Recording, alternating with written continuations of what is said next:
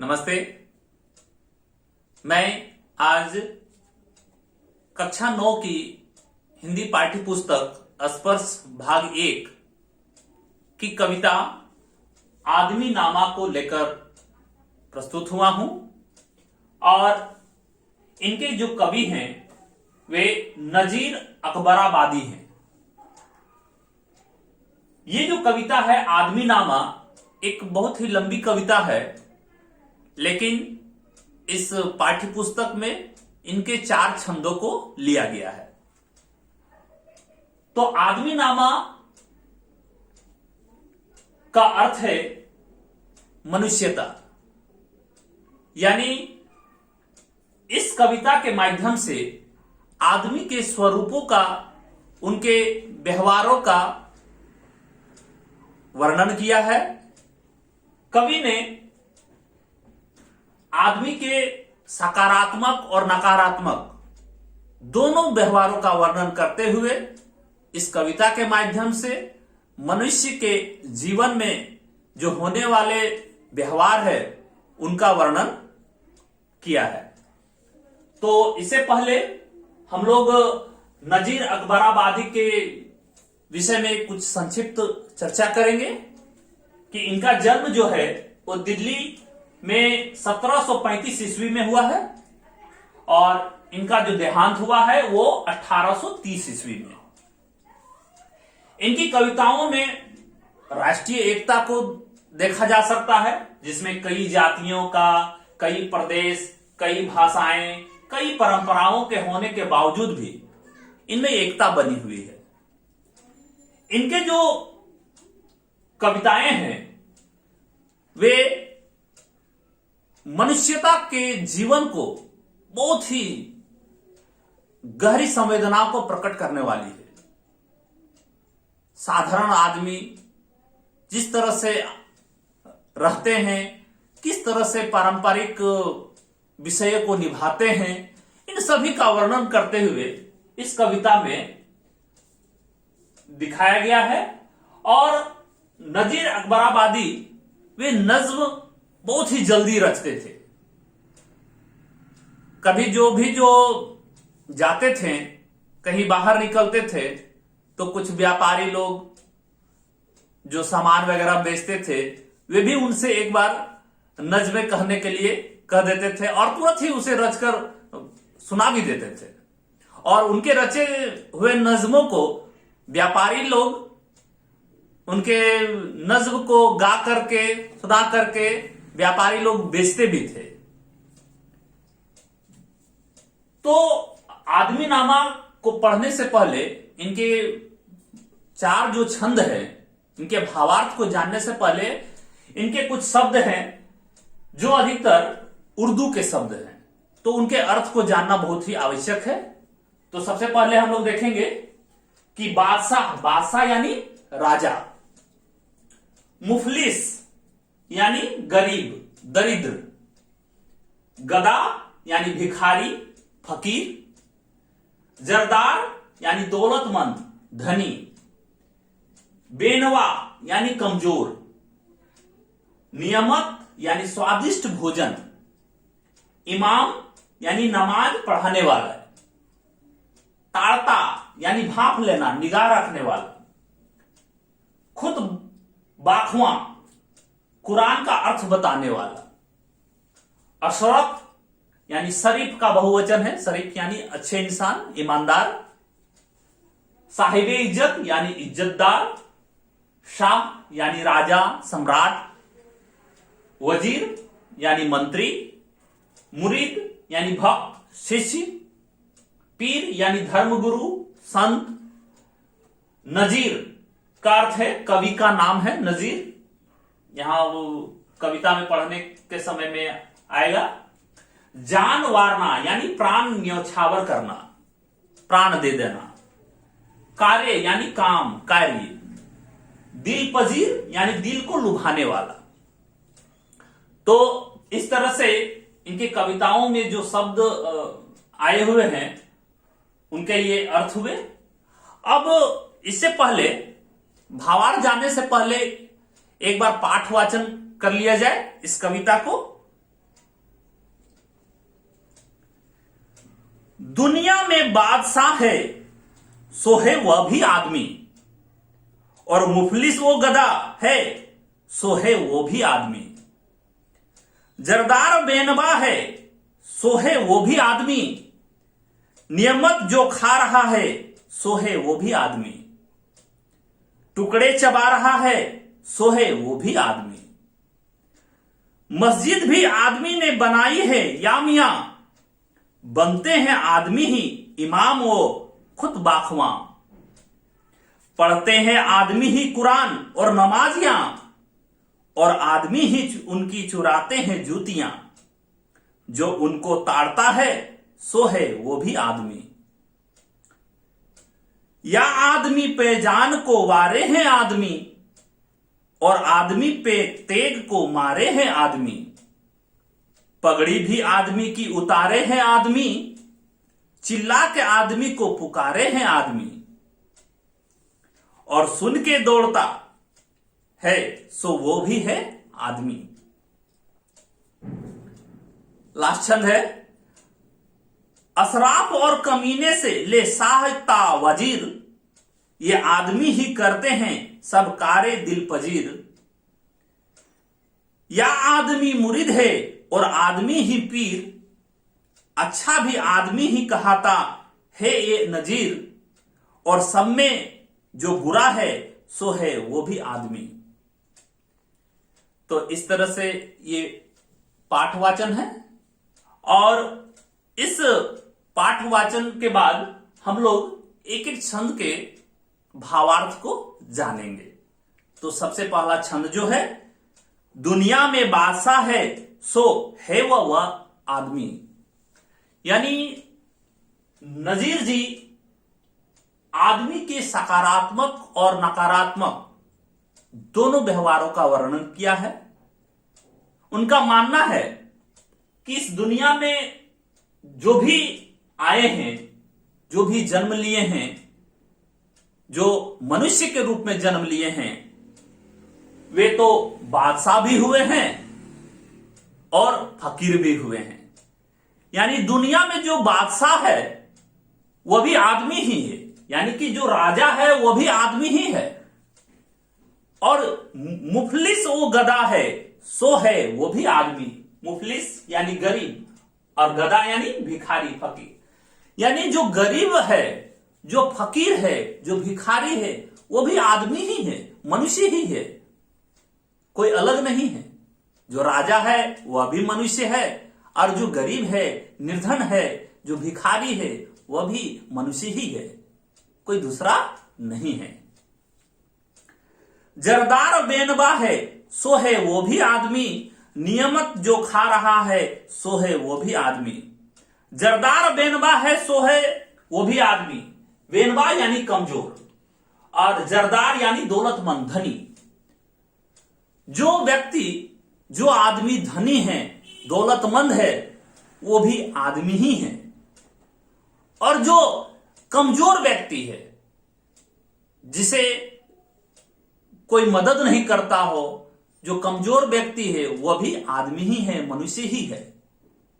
यानी दोनों रूपों में यहां पर वर्णन किया है नजीर जी ने कि जो दौलतमंद इंसान होते हैं, जो धनी होते हैं, वे भी मनुष्य ही होते हैं, और जो बेनवा यानी कमजोर आदमी होते हैं, वे भी मनुष्य ही होते हैं। नियमत जो खा रहा है सो है वो भी आदमी, टुकड़े चबा रहा है सो है वो भी आदमी। यहां पर नियमत का अर्थ है स्वादिष्ट भोजन। यानी जो स्वादिष्ट भोजन करता है वो भी आदमी ही है। और जो टुकड़े चबाते हैं, यहां पर मुहावरे का प्रयोग किया है, टुकड़े चबाना। टुकड़े चबाना यानी सूखी रोटी खाना, किसी तरह से दो जून की रोटी जिसे मिलती है, सूखी रोटी खाकर जो अपना जीवन यापन करते हैं, वह भी आदमी ही है। यानी जो अच्छे अच्छे व्यंजन खाते हैं, जो अच्छे तरह से रहते हैं, वे भी आदमी हैं। और जो किसी तरह से अपना दो जून की रोटी खाते हैं, वे भी आदमी ही हैं। तो इस छंद में कहने का अर्थ है कि मनुष्य दोनों रूपों में शामिल है, या तो वो बहुत ऊंचा है या बहुत गरीब है, बहुत अच्छा है या बहुत बुरा है। यानी सभी रूपों में मनुष्य का वर्णन किया गया है, और मनुष्य का ये जो गुण है अच्छा और बुरा, ये सभी में होते हैं। और अगला जो छंद है उसमें हम लोग देखेंगे कि मस्जिद भी आदमी ने बनाई है या मियां, बनते हैं आदमी ही इमाम वो खुद बाखवा। नजीर जी कहते हैं कि जो मस्जिद यानी कि जो मुस्लिम धर्म के लोग जहां पूजा अर्चना करते हैं उसे मस्जिद कहा जाता है, जहां नमाज पढ़े जाते हैं, तो वह भी कोई आदमी ही बनाया है, कोई मनुष्य ही बनाया है। और कहते बनते हैं आदमी ही इमाम और खुद बाखवा, और कहते हैं खुद बाखवा इमाम यानी नमाज पढ़ने वाला, नमाज पढ़ाने वाला इमाम जो नमाज को पढ़ाते हैं और सभी को। और खुद बाखवा का अर्थ होता है जो कुरान के अर्थ को समझाता है।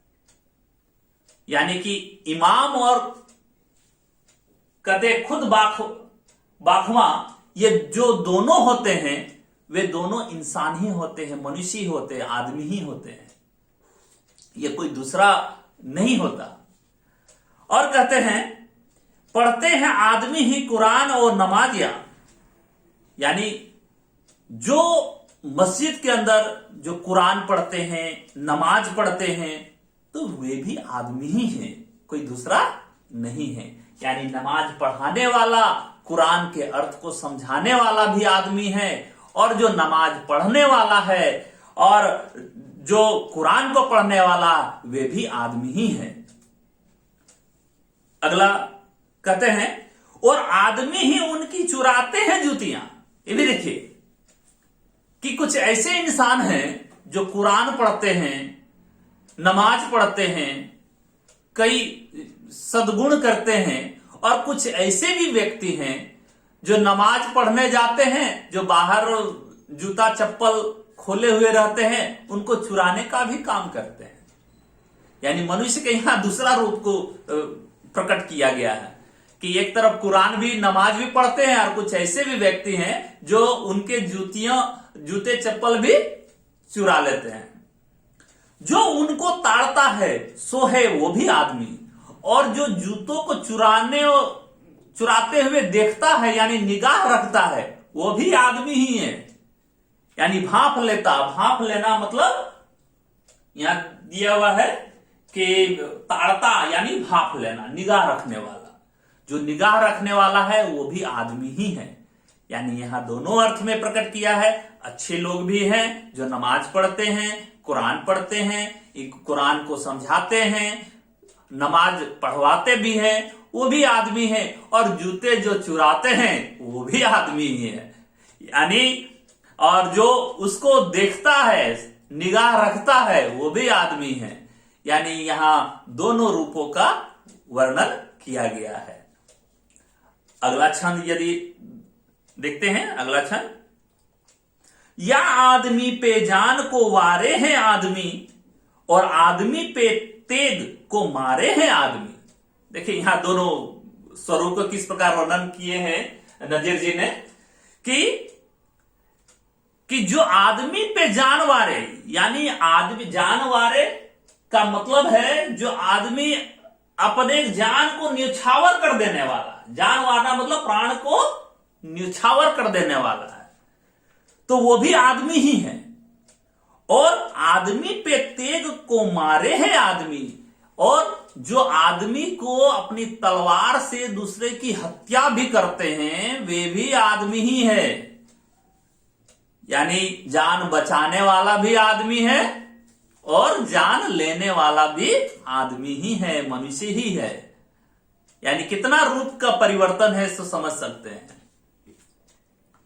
पगड़ी भी आदमी की उतारे हैं आदमी, और ऐसी बात नहीं, कुछ अच्छे इंसान भी है तो कुछ बुरे इंसान भी है। जो पगड़ी भी उतार, पगड़ी उतारना यहां मुहावरा है। पगड़ी उतारने का अर्थ होता है बेइज्जत करना। तो एक आदमी दूसरे आदमी का पगड़ी भी उतारता है, यानी बेइज्जत भी करता है, वो भी आदमी ही है। चिल्ला के आदमी को पुकारे है आदमी। यदि कोई मनुष्य को कोई विपत्ति आ जाए, किसी की सहायता की जरूरत हो, तो वो पुकारता है, वो भी आदमी ही है, यानी वो भी मनुष्य ही है। और सुन के दौड़ता है, सो है, वो भी आदमी, यानी जो सहायता के लिए दौड़ता है, जो उसकी मदद के लिए जाता है, वो भी आदमी ही है। यानी कि जो मदद मांगने वाला है वो भी आदमी है, और जो मदद देने वाला है वो भी आदमी है। तो यहां पर आदमी के दोनों स्वरूपों का यहां पर भी वर्णन है। अगला जो छंद है, असराफ और कमीने से ले शाहता वजीर, ये आदमी ही करते हैं सब कार्य दिल पजीर। देखिए यहां असराफ का अर्थ है, असराफ मतलब होता है शरीफ आदमी, शरीफ व्यक्ति। जो बहुत सारे शरीफ व्यक्ति भी हैं और बहुत कमीने भी है। कमीने का यह अर्थ है जो बेईमान इंसान होता है। और यहां पर शरीफ इंसान का मतलब बहुत ईमानदार इंसान। तो जो शरीफ इंसान होते हैं, जो ईमानदार व्यक्ति होते हैं, वे भी आदमी होते हैं। जो बेईमान होते हैं वे भी आदमी होते हैं। ले शाहता वजीर, शाह यानी राजा, सम्राट। जो सम्राट होते हैं, राजा होते हैं, और जो मंत्री होते हैं, वजीर का मतलब होता है मंत्री, जो वजीर भी होते हैं वो भी आदमी ही होते हैं। ये आदमी ही करते हैं सब कार्य दिल पजीर। ये जो आदमी ही है जो दिल पजीर, दिल को लुभाने वाला कार्य भी करते हैं, सभी कार्य, यानी अच्छे कार्य भी और बुरे कार्य भी, और लेकिन दिल को लुभाने वाला कार्य भी करते हैं। या आदमी मुरीद है और आदमी ही पीर। देखिए यहां मुरीद का मतलब भक्त होता है, शिष्य होता है। यानी जो शिष्य होता है, जो भगवान के भक्त होते हैं, वे भी आदमी ही होते हैं। और कहते हैं आदमी ही पीर। पीर यानी धर्मगुरु, संत। यानी शिष्य के जो गुरु होते हैं, जो धर्म गुरु होते हैं, संत भी होते हैं, वे भी आदमी ही होते हैं, कोई दूसरा नहीं होता, मनुष्य होते हैं। यानी शिष्य भी आदमी होते हैं और धर्म गुरु भी आदमी ही होते हैं, संत भी आदमी ही होते हैं। अच्छा भी आदमी ही कहाता है ये नजीर, और सब में जो बुरा है सो है वो भी आदमी। जो आदमी अच्छा कर्म करता है ना, वो भी आदमी ही करता है। नजीर जी कहते हैं कि मनुष्य जो अपने कर्म के द्वारा जो कार्य करता है वो आदमी ही करता है, और उसके नाम को स्वर्णाक्षर में लिखा जाता है। और इन सभी में कुछ ऐसे भी व्यक्ति होते हैं जो बुरे होते हैं, और वो बुरा करने वाला भी कोई आदमी ही होता है। यानी आदमी या तो अच्छा भी है या तो बुरा भी है। यानी अच्छा करने वाला भी वो अपने कर्म के द्वारा होता है, जो बुरा कर्म करता है वो बुरा कहलाता है। यानी कि मनुष्य जो है, मनुष्य में दोनों गुण विद्यमान होते हैं। तो बहुत सारे ऐसे लोग हैं जो अच्छे भी इंसान हैं और बुरे भी इंसान हैं। इस कविता के माध्यम से कवि मनुष्य के दोनों रूपों का वर्णन करके हमें यह बताना चाहते हैं कि हमें सद्गुणों का व्यवहार करना चाहिए और हमें एक अच्छा इंसान बनना चाहिए। भले मनुष्य के जो मन में है, मन का जो भाव होता है, कभी विकार उत्पन्न करता है, जिसके कारण से क्या होता है, कभी हम लोग अच्छे कार्य भी करते हैं, कभी बुरे कार्य भी करते हैं। तो इसीलिए हम दोनों में फर्क जाने और अच्छी तरह से काम भी करें और एक अच्छा इंसान बने, जिससे मनुष्यता का नाम दे सके। तभी हम मनुष्य का जो कार्य है, जो कर्म है, वही हम लोगों को करना चाहिए और हमें मनुष्यता रूपी जीवन ही जीना चाहिए, न कि दानवता रूपी यानी दानव का कार्य, यानी जो राक्षस करते हैं या पशुता है, उस कार्य को हमको नहीं करना है। तो इसके बाद हम ये चारों छंदों के भावार्थ हैं। तो हमें आशा है कि इस भावार्थ को आपने बहुत अच्छी तरह से समझा होगा और इसके बाद हम लोग अगले वीडियो में इनके कुछ महत्वपूर्ण प्रश्न हैं इस कविता के, उसके बारे में जानेंगे। धन्यवाद।